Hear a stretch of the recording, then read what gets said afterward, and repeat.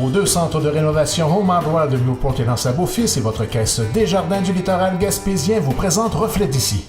Jérôme Hunt a parcouru un aller-retour Chandler-Montréal en vélo afin d'amasser des fonds pour combattre la sclérose en plaques.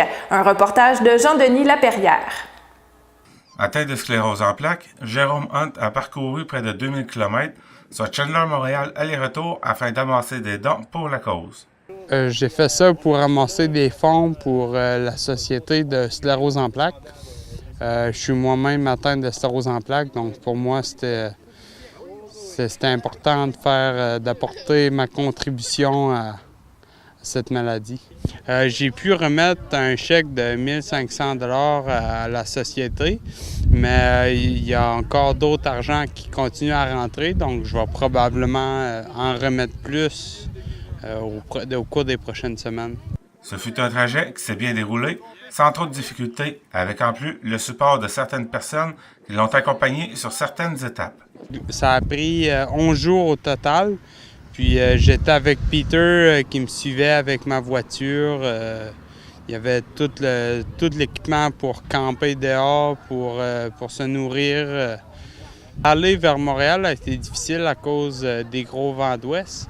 Mais sinon, à part une pédale sur mon vélo qui a brisé, je pense que globalement, ça a bien été. Monsieur Louis-Pierre Dupuis, qui roule en moyenne 50 000 km par année.